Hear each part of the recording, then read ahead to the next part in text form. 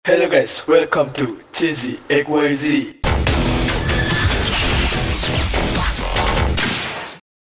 Assalamualaikum warahmatullahi wabarakatuh. Sebelum saya menjelaskan tentang keunggulan dan kelebihan, sama aja sih. Maksud saya tentang kelebihan dan kekurangan penyiaran digital di Indonesia. Saya akan menjelaskan dulu apa itu penyiaran digital, G. Menurut Wikipedia, penyiaran digital adalah praktik menggunakan sinyal digital daripada sinyal analog untuk penyiaran melalui pita frekuensi radio.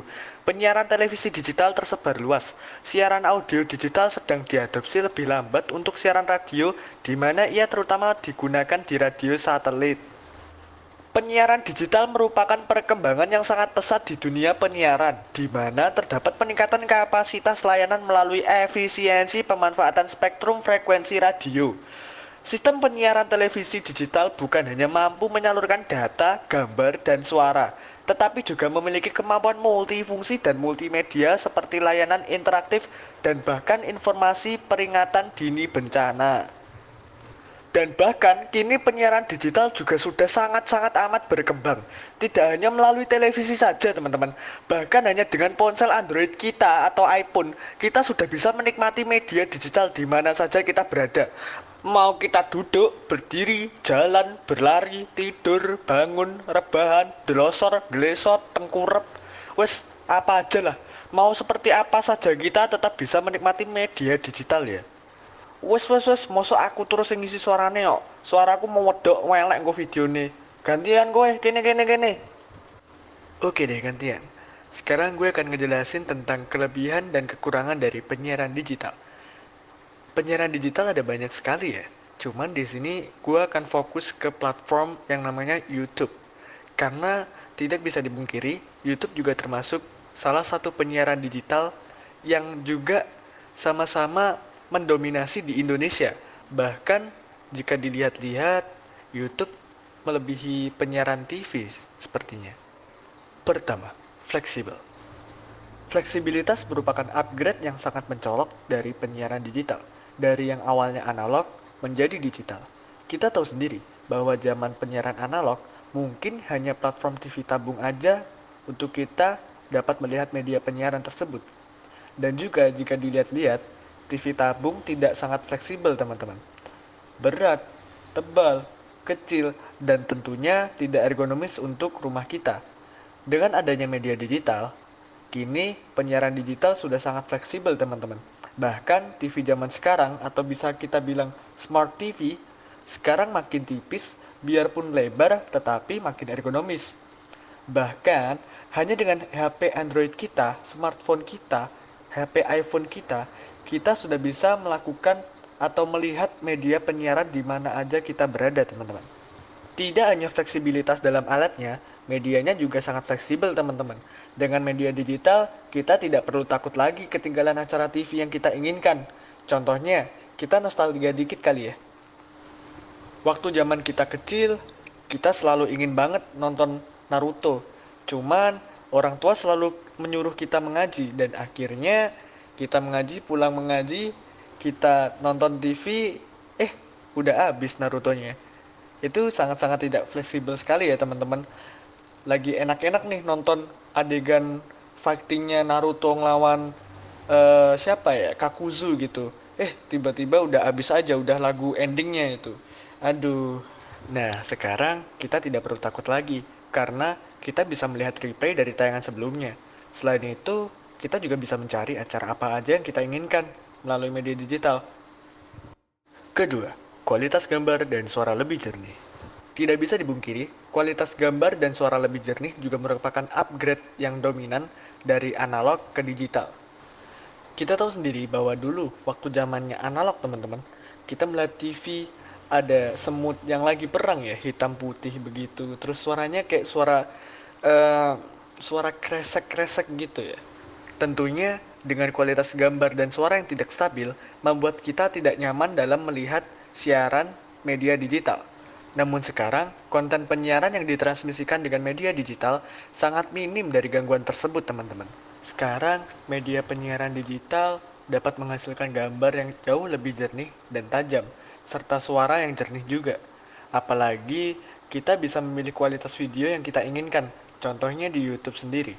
Kita bisa memilih resolusi mulai dari 144p sampai 8K. Tentunya, dengan pemilihan resolusi ini bisa menghemat pemakaian daya kita maupun data kita, teman-teman. Ketiga, tersedia banyak channel.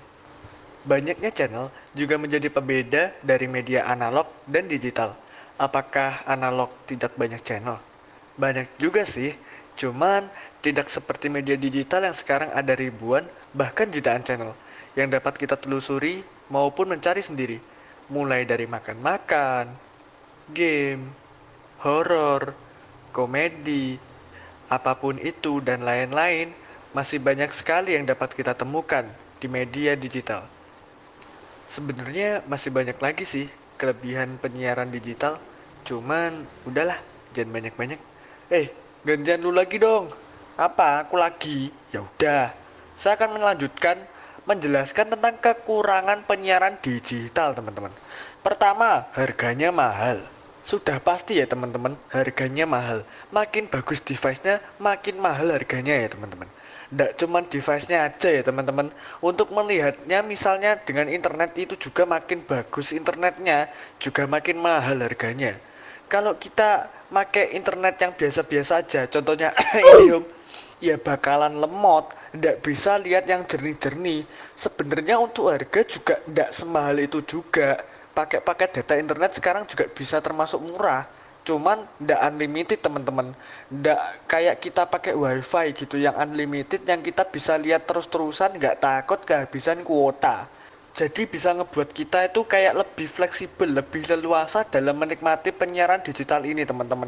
Kan ya ndak enak juga toh, lagi enak-enak nonton bola atau nonton apa gitu, tiba-tiba ada notifikasi sisa kuota Anda habis lah, yo mak dedet no. Kedua, jangkauan belum merata. Ini juga udah jelas ya, bahwa jangkauan yang tidak merata ini salah satu kekurangan dari media digital, teman-teman. Dapat kita lihat sendiri secara nyata, secara gamblang, secara mata itu. Jaringan internet sekarang loh udah 5G. Lah kok di daerah pedesaan masih 4G gitu. Dan 4G-nya aja juga belum merata gitu.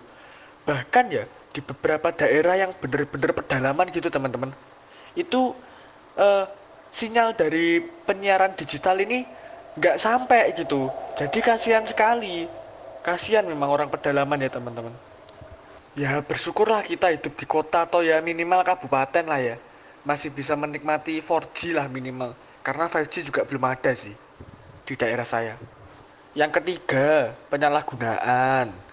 Ya ini merupakan kekurangan terbesar dari media penyiaran digital, teman-teman. Karena kita sendiri sebagai user itu loh, yang bisa menyaring ini semua, yang bisa mengatur ini semua gitu. Dan tidak semua usernya itu cerdas, teman-teman. Banyak banget yang menyalahgunakan penyiaran digital ini. Misalnya ya, untuk menyebarkan hoax, ujaran kebencian, roasting-roastingan, penayangan film biru. Masih banyak lagi yo, pokoknya yo. Tentunya yang dapat merusak generasi-generasi muda zaman sekarang.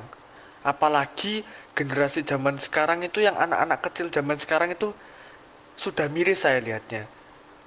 Karakternya itu udah keras banget, apalagi sekarang ada virus itu kan, bocil FF itu, perkataan mereka itu jauh lebih kasar daripada generasi kita-kita yang masih muda zamannya itu.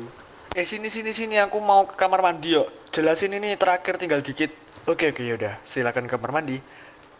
Oke, baik. Kesimpulannya, dengan segala kelebihan itu, kita juga harus memperhatikan kekurangannya, teman-teman. Maka dari itu, kita harus menggunakannya secara efektif. Jangan sampai kita ikut-ikutan menyalahgunakan penyiaran digital ini. Dan yang terakhir, peran orang tua juga sangat penting, teman-teman di sini, guna memantau anaknya supaya tidak menyalahgunakan penyiaran digital ini. Sekian dari kami, saya Cizi, dan saya Cizi juga, cuman medok. Goodbye, gracias, adios, ciao, wassalamualaikum.